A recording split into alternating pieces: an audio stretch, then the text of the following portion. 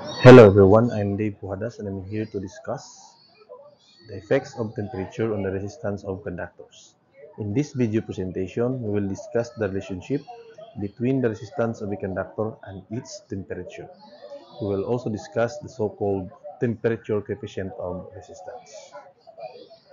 Now we will start with the factors affecting the resistance of materials, especially conductors. There are four factors that affect the resistance of a conductor, namely the kind of material, the length of the material, its cross-sectional area, and temperature. The first of these three factors were considered in the basic calculation of resistance as shown in the formula on your screen. From this formula, we can see that resistance is directly proportional to the kind of material. It is represented by the Greek letter rho in that formula. Now, this parameter is called the resistivity of a material, which can also be regarded as a resistance per unit volume. The formula suggests that conductors made of materials with low resistivity, such as silver and copper, have low resistance. Conversely, materials with high resistivity have a relatively higher resistance. Also, the equation on your screen suggests that resistance is directly proportional to the length of the conducting material. It is represented by the symbol L in the formula. This means that longer wires generally have high resistance than shorter ones. From the formula finally, it can be seen that resistance is inversely proportional to the cross-sectional area of the conductor. It is represented by the symbol A in the equation, meaning wires with larger diameters generally have low resistance than wires with smaller diameters. So this formula on your screen is one of the most fundamental formulas in electrical engineering. It is a very important formula with many technical implications. However, as mentioned before, it can be easily noticed that this formula indicated only 3 out of 4 factors. 3 out of 4 factors affecting the resistance of a conductor. And this is the reason, the very reason this video exists. See, when you will use the formula depicted on your screen, you are actually using resistivities at 20 degrees Celsius. The 9.9, 10.37, 10.65, 14, and 17 ohm circular mil per foot resistivities you have used previously, or perhaps you have memorized, are actually measured and is intended for 20 degrees Celsius only. I repeat, these numbers right here on your screen, the table on your screen, is intended for 20 degrees Celsius only. Now, the question is, how do we calculate resistances for temperatures such as 40 degrees Celsius, 70 degrees Celsius, or perhaps 100 degrees Celsius?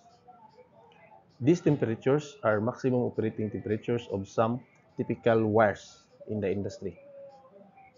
How do we calculate resistances for such temperatures given resistivities at 20 degrees Celsius shown on your screen?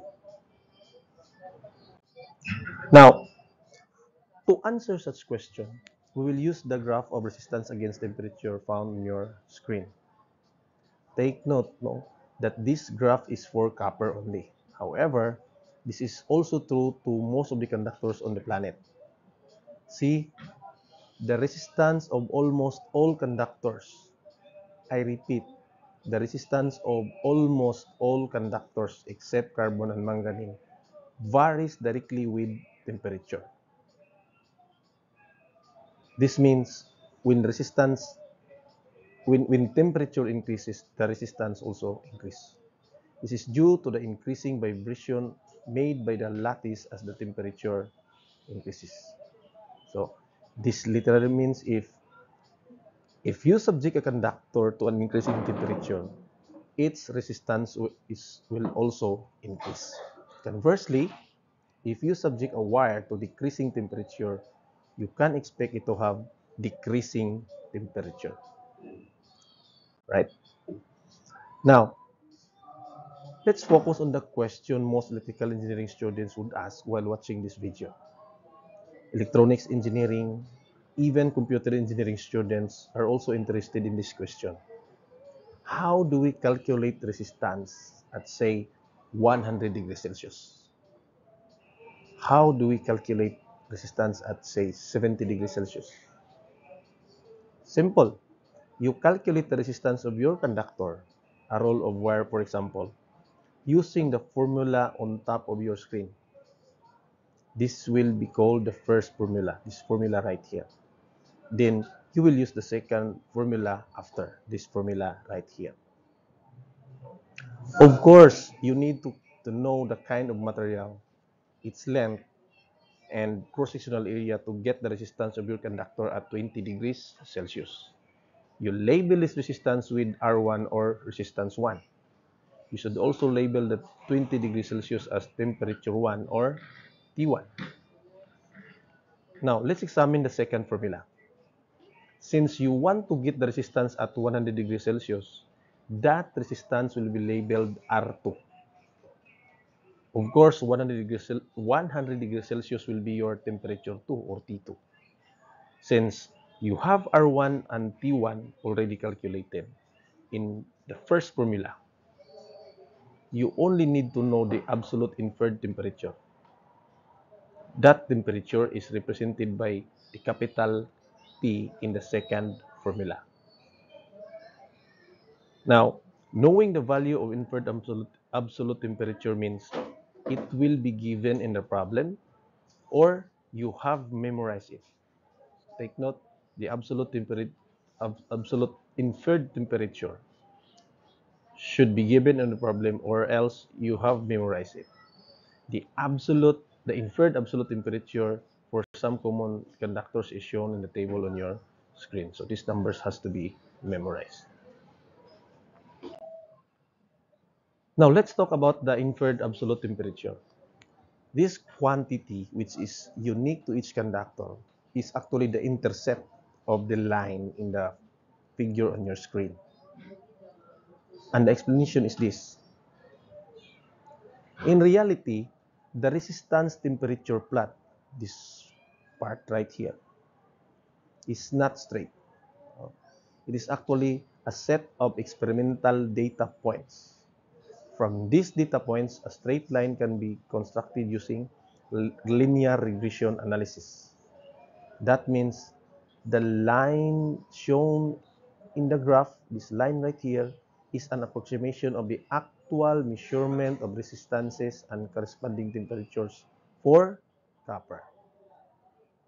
Now, if that line is extended to the negative value of temperature, this line right here, this broken line right here, until the resistance reaches zero, right here, that temperature is called the inferred absolute temperature.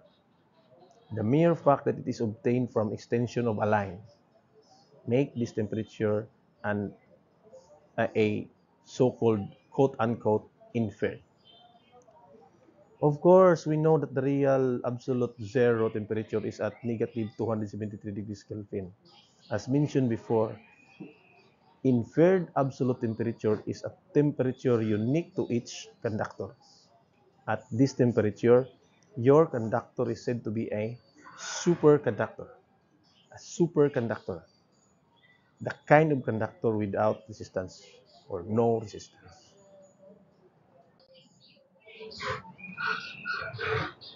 Now, the derivation of the second formula, the one that will be used to calculate the resistance of a conductor at any given temperature, is shown on your screen, this part right here. Notice that the formula is derived from similar triangles.